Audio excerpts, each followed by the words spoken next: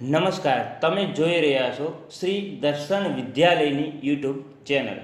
ધોરણ 10 અને ધોરણ 12 સાયન્સ કોમર્સના વિદ્યાર્થીઓ ઓનલાઈન શિક્ષણ મેળવી શકે તે માટે શ્રી દર્શન વિદ્યાલય રતનપરના શ્રેષ્ઠ શિક્ષકોના લેક્ચર અમારી યુટ્યુબ ચેનલ દર્શન સ્કૂલ પર અપલોડ કરવામાં આવી રહ્યા છે, જેથી વિદ્યાર્થી ઘેર બેઠા અભ્યાસ કરીને ઓનલાઈન શિક્ષણનો લાભ મેળવી શકે તે માટે આજે જ સર્વ વિદ્યાર્થીઓ અને વાલી મિત્રોએ આ યુટ્યુબ ચેનલ સબસ્ક્રાઈબ કરી અને તેના રેગ્યુલર અપડેટ્સ મેળવવા માટે નોટિફિકેશન બેલ આઇકોન પર ક્લિક કરવું.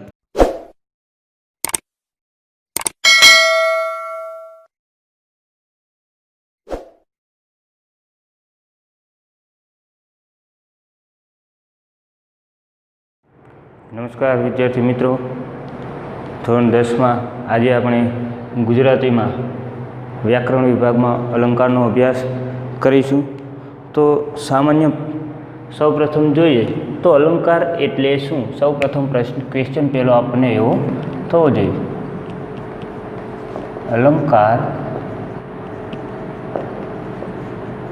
એટલે શું? તો મિત્ર, અલંકારનો સામાન્ય અર્થ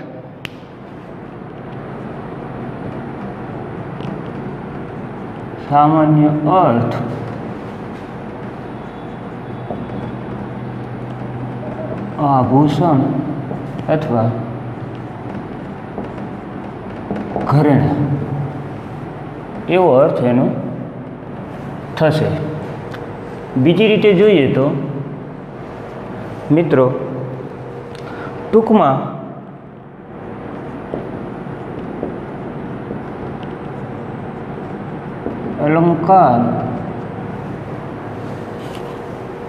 અલંકાર એ ભાષાને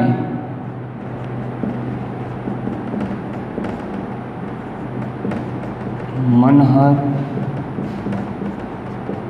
ચિત્તહર, સરસ અને સચોટ બનાવે છે. હવે મિત્રો, અલંકાર બે પ્રકારના છે. અલંકારના મુખ્ય બે પ્રકાર.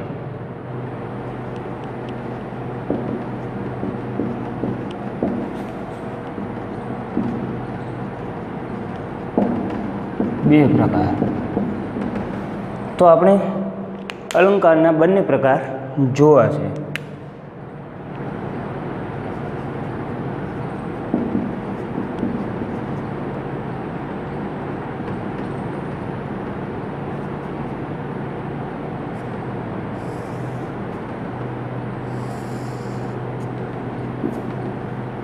અલંકારના બે પ્રકારમાં મિત્રો, પ્રથમ આવશે શબ્દ અલંકાર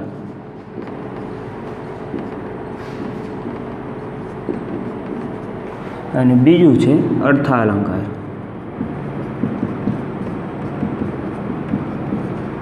હવે આના પેટા પ્રકાર પડે છે. તો શબ્દ અલંકારમાં પહેલાં જોઈએ તો વર્ણાનુપ્રાસ.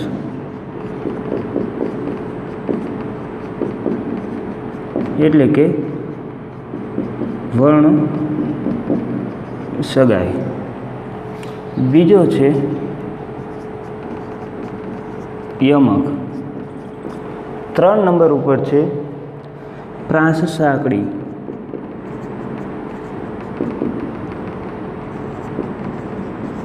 કે અંતર પ્રાસ. 4 નંબર ઉપર છે અંત્યાનુપ્રાસ. હવે મિત્રો, આપણે અર્થાલંકારમાં જોઈએ તો પ્રથમ રૂપક,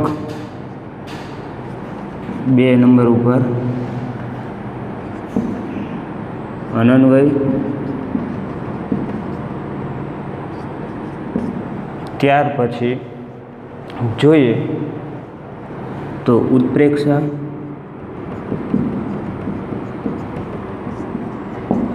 4 નંબર ઉપર જોઈએ તો વ્યતિરેક,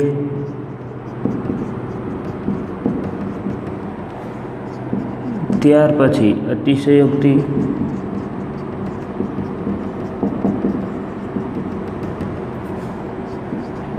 પછી જોઈએ શ્લેષ,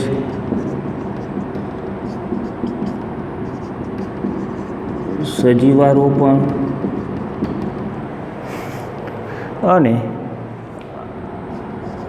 ત્યાર પછી વ્યાજ સ્તુતિ,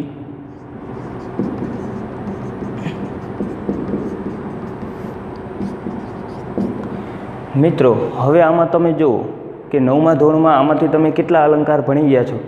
રૂપક, અનન્વય, ઉત્પ્રેક્ષા, વ્યતિરેક, અતિશયોક્તિ, શ્લેષ, સજીવારોપણ, વ્યાજ સ્તુતિ અને ઉપમા. મિત્રો આ બે રીતે અલંકારના એ પ્રકાર છે. અલંકારની વ્યાખ્યા, અલંકાર એટલે શું? તો સામાન્ય અર્થ આભૂષણ અથવા તો ઘરેણું. ટૂંકમાં અલંકાર ભાષાને મનહર, ચિત્તહર, સરસ અને સચોટ બનાવે છે. અલંકારના મુખ્ય બે પ્રકાર, શબ્દાલંકાર અને અર્થાલંકાર. શબ્દાલંકારમાં 4 અલંકાર જોવાના છે. અર્થાલંકારમાં આપણે એ 8 અલંકાર જોવાના છે 10મા ધોરણની દ્રષ્ટિએ, જે 1 માર્ક્સમાં આપણને પૂછાય છે. તો વિદ્યાર્થી મિત્રો આટલા સુધી સમજણ પડી ગઈ. તો હવે આપણે એ પ્રથમ જોઈશું શબ્દાલંકાર. તો મિત્રો શબ્દાલંકારમાં જોઈએ તો પહેલાં વ્યાખ્યા જોઈએ કે શબ્દાલંકાર એટલે શું? તો કે શબ્દોની ગોઠવણ, શબ્દોની ગોઠવણ અને રચનાના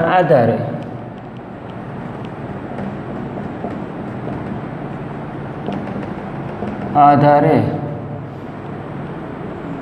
જે ચમત્કૃતિ સર્જાય તેને શબ્દાલંકાર કહેવાય. શું કીધું મિત્રો? કે શબ્દોની ગોઠવણી અને રચનાના આધારે રચાતા, એટલે કે જે કંઈ ચમત્કૃતિ સર્જાય શબ્દો દ્વારા, તેને એ શું કહીએ છીએ આપણે? શબ્દાલંકાર. અથવા તો ગોઠવણી અને રચનાના આધારે રચાતા પદને પણ એ શબ્દાલંકાર કહેવાય. એમાં પ્રથમ આપણે જોઈશું વર્ણાનુપ્રાસ.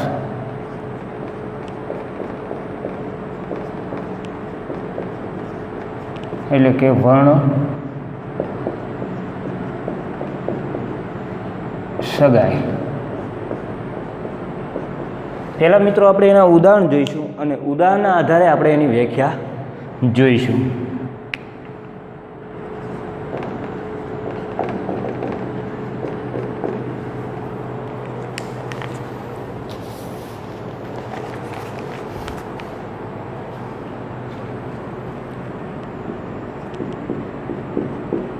કામિની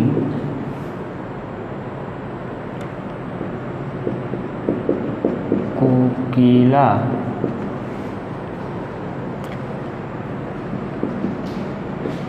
કેલી કુંજન કરે. બીજું ઉદાહરણ, જળનો જવાન જળવતી બને.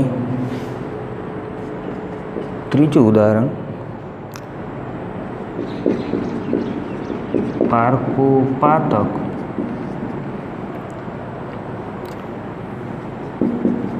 પોતા ઉપર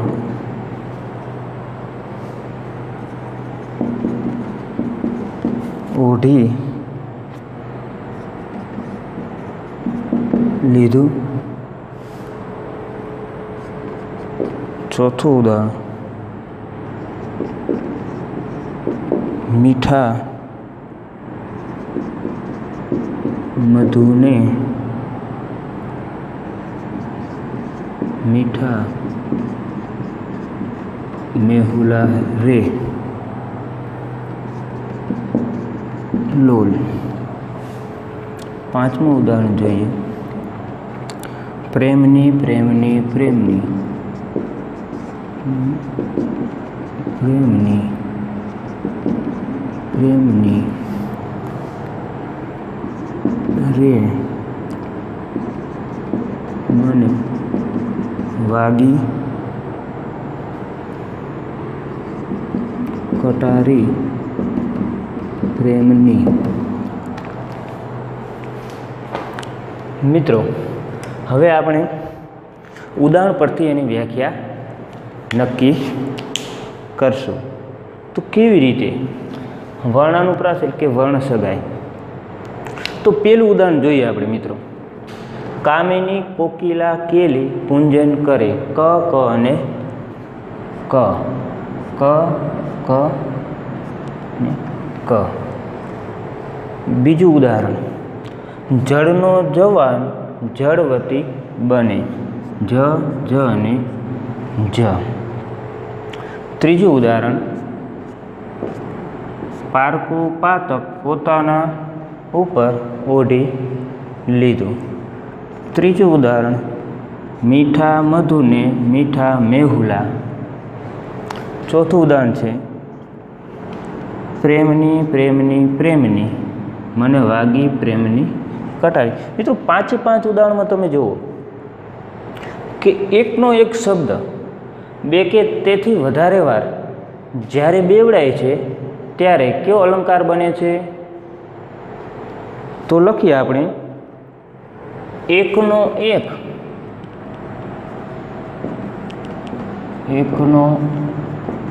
એક વર્ણ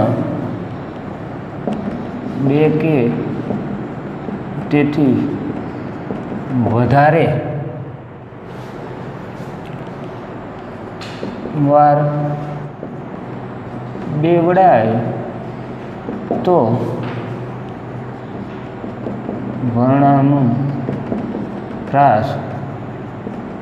અલંકાર બને.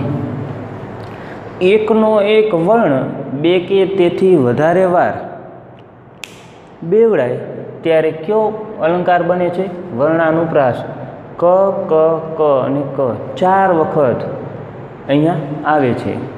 બીજા ઉદાહરણમાં પણ જ 3 વખત છે, ત્રીજા ઉદાહરણમાં પ પણ 3 વખત છે, ચોથા ઉદાહરણમાં પણ 4 વખત મ છે અને પાંચમા ઉદાહરણમાં પણ 4 વખત પ છે. તો એકનો એક વર્ણ પ્રથમ ક આવ્યો, પછી જ આવ્યો, પ આવ્યો, મ આવ્યો અને પાછો પ.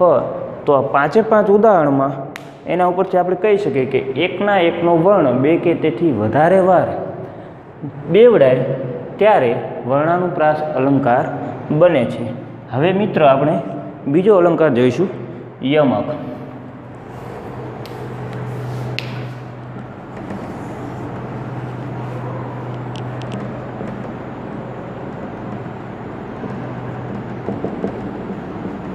તો આપણે પ્રથમ એના ઉદાહરણ લખશું.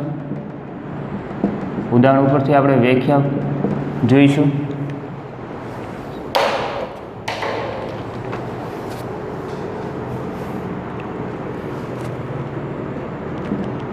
અખાડામાં જવાના મેં ઘણીવાર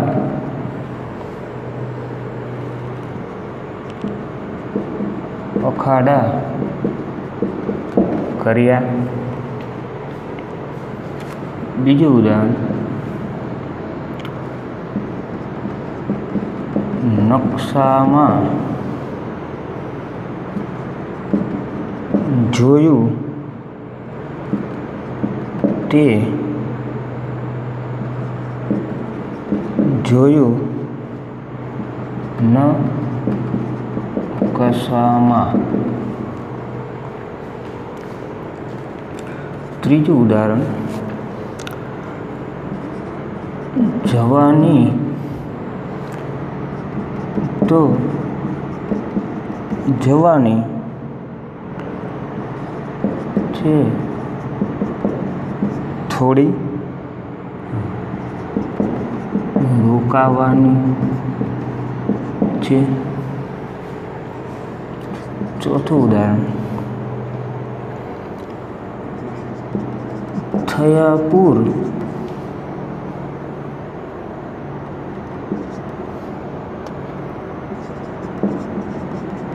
બેહાલ सूरत तुझ रड़ती सूरत. पांचमું ઉદાહરણ, તપેલી તો તપેલી છે.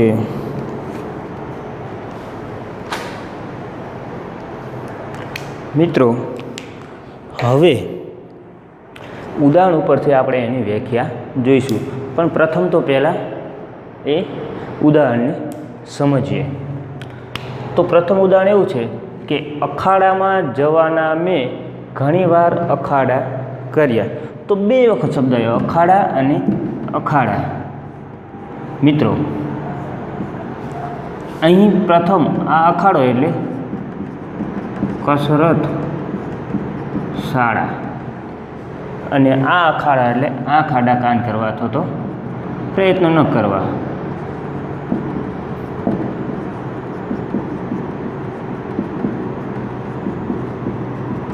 હવે મિત્રો જો અહીંયા બે અખાડાનો અર્થ અલગ અલગ જોવા મળ્યો આપણને.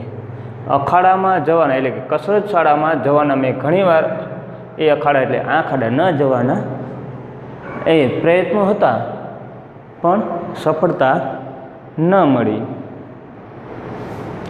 બીજું ઉદાહરણ, નકશામાં અને ન કશામાં. તો નકશો એટલે સ્વાભાવિક આપણે જોઈએ કે રાજકીય, ભૌગોલિક એ રીતે નકશાનો એ મેપ હોય છે, જેને આપણે ઇંગ્લિશમાં મેપ કહીએ છીએ. ન કશામાં એટલે ક્યાંય નહીં.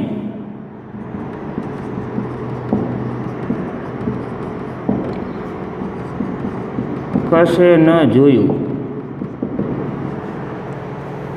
કે મેં ક્યાંય જોયું જ નહીં.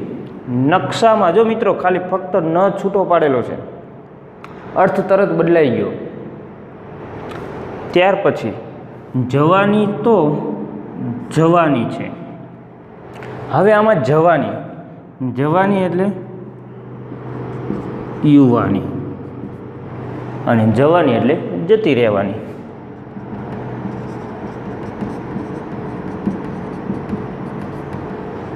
જતી રહેવાની એ થોડી રોકાવાની છે. મિત્રો, યુવાની ક્યારેય કોઈની રોકાતી નથી. એ સમય આવે એટલે એની મહેતાએ ઢળતી જાય છે યુવાની, અને વૃદ્ધાવસ્થા તરફ ધીરે ધીરે ડગલા માનતા જાય છે. ચોથું ઉદાહરણ જોઈએ, થયા પૂર બેહાલ સુરત તુજ રડતી સુરત. મિત્રો જો બંને જગ્યાએ સુરત જ લખેલું, વંચાય સુરત જ, તે ફક્ત ને ફક્ત ફેર કેટલો છે. પ્રથમ જે સુરત અહીં લખેલું છે એમાં હસવું લખેલું છે, અને લાસ્ટમાં જે લખેલું છેલ્લે એ દીર્ઘવું છે. બંનેના અર્થ અલગ છે. તો આ સુરત છે. તો મિત્રો ખાસ યાદ રાખજો કે જ્યારે એકના એક એ શબ્દનો બે અર્થ થતા હોય ત્યારે એને જોવું, સમજી વિચારીને લખવું. હવે અહીં સુરત છે તો આ શહેરનું નામ છે, અને આ છે મિત્રો એ શું હશે? સુરત. આપણે જેને કહીએ ને તમારી સુરત તો કેવી છે, તો કે સુરત એટલે ચોખ્ખો શબ્દ છે ચહેરો. તો મિત્રો જો બંને શબ્દોના અલગ અલગ થયા. એક શહેરનું નામ છે, એક ચહેરો એટલે કે મુખની વાત છે. પછી તપેલી તો તપેલી છે. તપેલી તો આ તપેલી એટલે એક જાતનું પાત્ર, અને આ તપેલી એટલે ગરમ છે અથવા તો એ વધારે તપેલી છે, વધારે ગરમ છે. હવે મિત્રો આના આધારે ઉદાહરણના આધારે આપણે વ્યાખ્યા લખવી હોય તો કેવી રીતના લખશું? તો વાક્ય કે પંક્તિમાં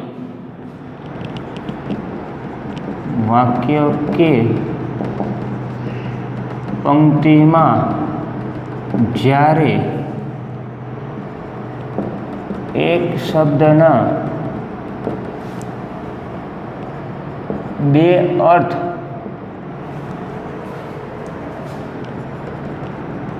અલગ અલગ થતા હોય ત્યારે કયો અલંકાર બનશે? યમક અલંકાર બને. યાદ રાખજો, વાક્ય કે પંક્તિમાં એક શબ્દના બે અર્થ, બંને અર્થ કેવા થતા હોય? અલગ અલગ, ત્યારે કયો અલંકાર બનશે? યમક અલંકાર બનશે. હવે વિદ્યાર્થી મિત્રો, આપણે શબ્દ અલંકારમાં ત્રીજા અલંકાર ભણીશું.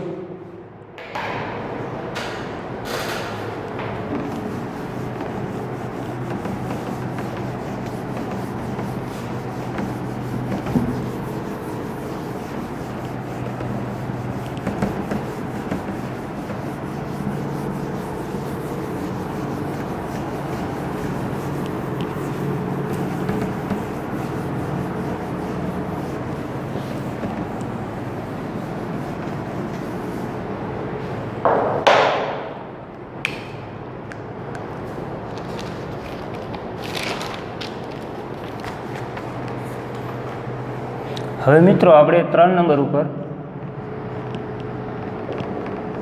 પ્રાસ, સાંકડી અથવા તો આંતરપ્રાસ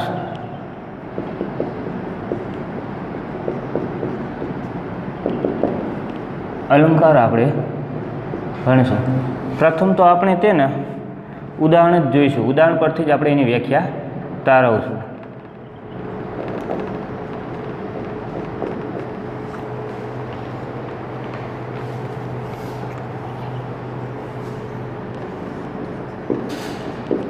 વિદ્યા ભણ્યો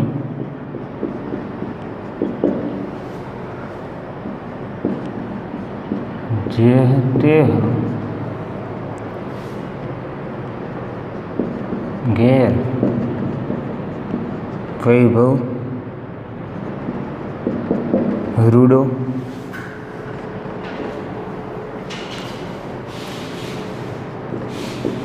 જાણી લો જગદીશ શીશ સદગુરુ ને નામી. ત્રીજું ઉદાહરણ, ઘેર પધાર્યા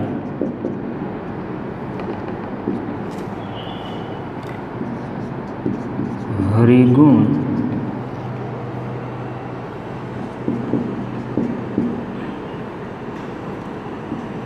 ગાતા વાર્તા તાલને શંખ મૃદંગ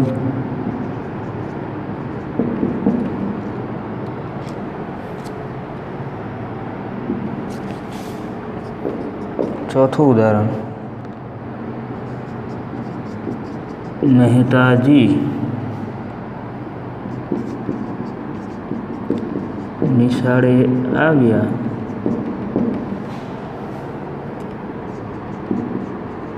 લાવ્યા પ્રસાદને કર્યો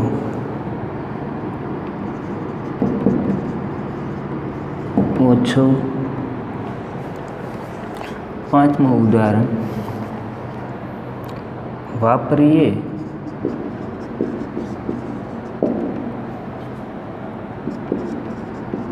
વિચારીને વાણી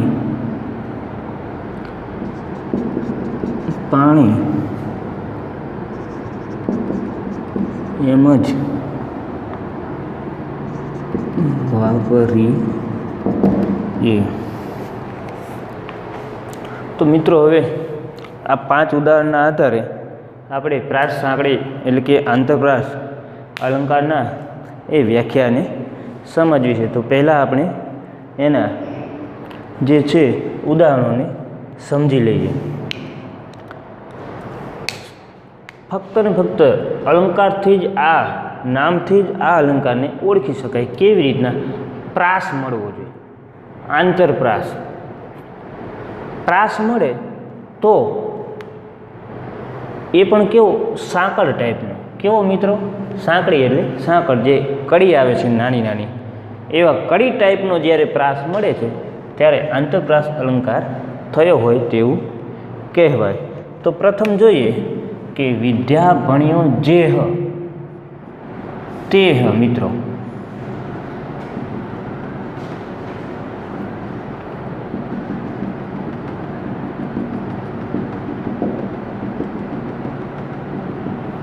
જેહ તેહ, તે ઘર વૈભવ રૂડો. જેહ અને તેહ બંને એ શબ્દોનો પ્રાસ મળે છે પ્રથમ ઉદાહરણમાં. હવે બીજું ઉદાહરણ, જાણી લો જગદીશ. અહીંયા વાક્ય પૂરું થયું. જગદીશ એટલે કે દીશ અને શીશ. શીશ સદગુરુને નામી. દીશ અને શીશ. મિત્રો દીશ અને શીશનો પ્રાસ મળે છે. ત્રીજું ઉદાહરણ, ઘેર પધાર્યા હરિગુણ ગાતા. અહીંયા વાક્ય પૂરું થાય છે. હરિગુણ ગાતા. વાતા તાલને શંખ મૃદંગ. તો ગાતા અને વાતા. મિત્રો ગાતા અને વાતા બે શબ્દો વચ્ચેનો પ્રાસ મળે છે એટલે કે કડી ટાઈપ રચાય છે, એટલે તેને આપણે કહીશું એ પ્રાસ સાંકળી. ત્યાર પછી મહેતાજી નિશાળે આવ્યા. અહીંયા વાક્ય પૂરું થયું, પ્રથમ વાક્ય. બીજું વાક્ય, લાવ્યા પ્રસાદને કર્યો ઓછો એટલે કે ઉત્સવ.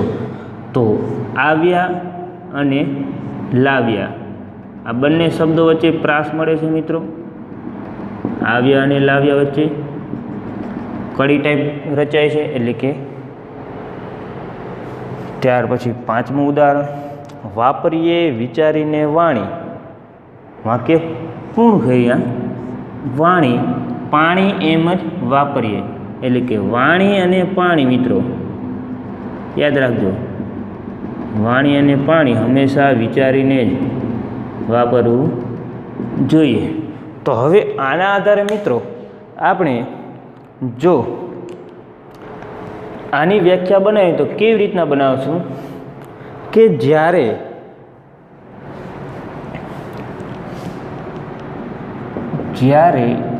પ્રથમ ચરણના અંતે એટલે કે પ્રથમ ચરણનો અંત જે અને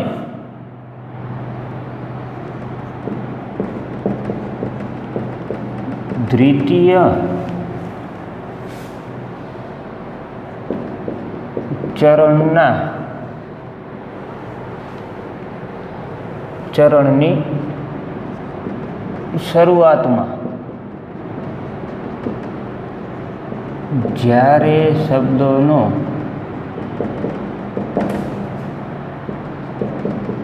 પ્રાસ મળે ત્યારે તેને પ્રાસ સાંકળી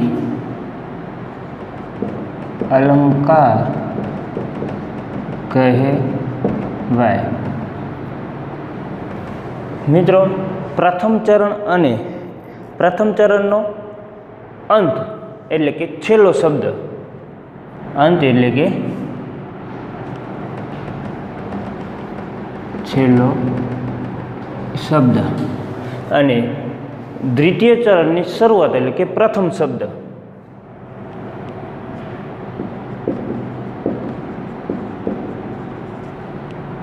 શબ્દની વચ્ચે જ્યારે પ્રાસ મળે ત્યારે તેને કેવો અલંકાર ગણવામાં આવે છે મિત્રો? પ્રાસ સાંકડી અલંકાર ગણવામાં આવે છે. હવે આપણે 4 નંબર ઉપર એ અંત્યાનુપ્રાસ.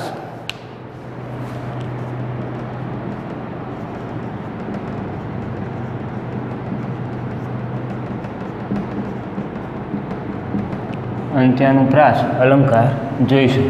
તો પ્રથમ મિત્રો આપણે એના ઉદાહરણ જ જોઈશું. ઉદાહરણ આધારે વ્યાખ્યા તારવશું.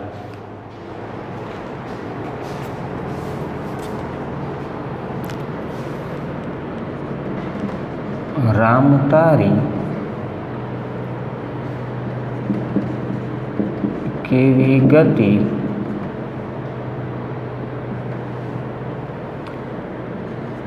કે કુણ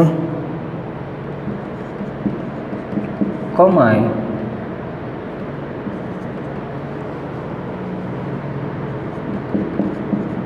કોના વતી. બીજું ઉદાહરણ, ઘટમાં ઘોડા થનગને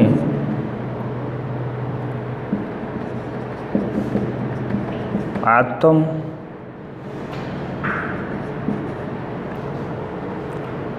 વિંજે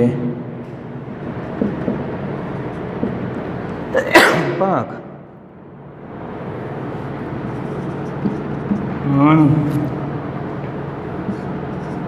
દીઠેલી ભૌમ પર યૌવન માંડે આંખ. ત્રીજું ઉદાહરણ, આવ નહીં આદર નહીં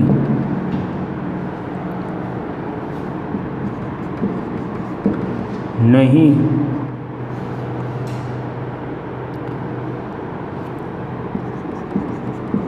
નયનમાં ને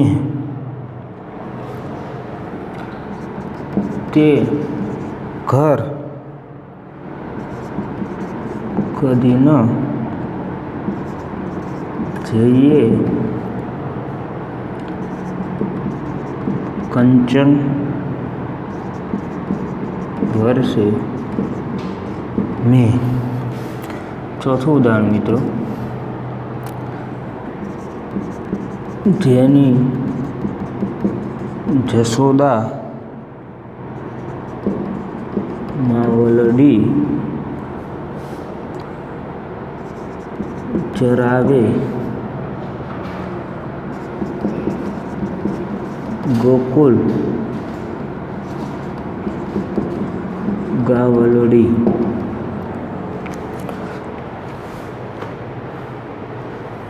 હવે મિત્રો અંત્યાનુપ્રાસ એટલે કે અંતમાં મળતો પ્રાસ એવો એનો અર્થ થાય સામાન્ય. તો હવે આપણે અહીં 4 ઉદાહરણ લખેલા છે મિત્રો. આ 4 ઉદાહરણો આપણને અંતે મળતો એ પ્રાસ જોઈ અને પછી એની વ્યાખ્યા આપણે લખશું. તો પ્રથમ પેલું ઉદાહરણ જોઈએ કે રામ તારી કેવી ગતિ. તો એ વ્યાખ્યામાં લખી શકાય, જ્યારે પ્રથમ ચરણના અંતે અને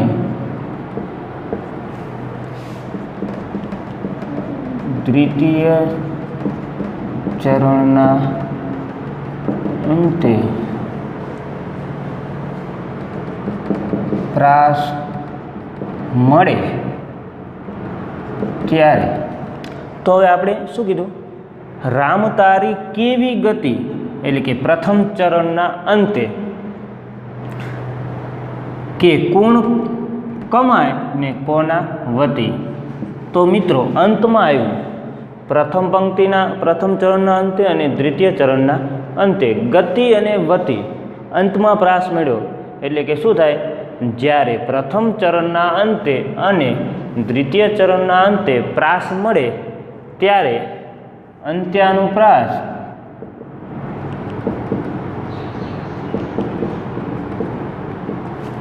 અલંકાર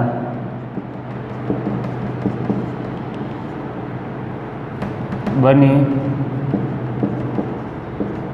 અંત્યાનું એટલે કે અંત. તો પહેલા જ ઉદાહરણમાં આપણને મળી ગયું ગતિ અને વતી, એનો પ્રાસ મેળવ્યો.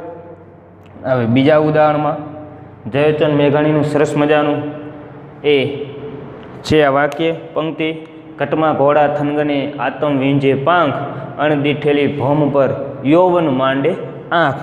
તો પ્રથમ ચરણના અંતે આપણને મળે છે પાંખ અને દ્વિતીય ચરણના અંતે આપણને મળે છે આંખ. પાંખ અને આંખનો એ પ્રાસ મેળ્યો એટલે શું થયું, આંતર પ્રાસ. ત્રીજું ઉદાહરણ જોઈએ. આવ નહીં આદર નહીં, નહીં નયનમાં નેહ, તે ઘર કદી ન જઈએ કંચન વર્ષે મેઘ. સરસ મજાનો સુવિચાર પણ છે વિદ્યાર્થી મિત્રો, બોર્ડમાં પૂછાય પણ છે. તો પ્રથમ ચરણના અંતે આપણને શું મળે છે, નેહ, અને દ્વિતીય ચરણના અંતે આપણને શું મળે છે, મેહ. તો નેહ અને મેહ મળતા છેલ્લા શબ્દોનો પ્રાસ એટલે કે પ્રથમ ચરણના અંતે અને દ્વિતીય ચરણના અંતે પ્રાસ બંનેનો મેળો નેહ અને મેહ, ત્યારે કયો અલંકાર બને છે, અંત્યાનું પ્રાસ. ચોથું ઉદાહરણ જોઈએ. જેની જશોદા માવલડી એટલે કે કૃષ્ણ કાળિયો, હાલમાં જ રથયાત્રા એ ગઈ છે મિત્રો, પણ ભગવાન એ નગર ચર્ચાએ નથી નીકળી શક્યા કોરોનાના કારણે. તો જેની જશોદા માવલડી, પ્રથમ ચરણમાં આપણને અંતે માવલડી મળે છે.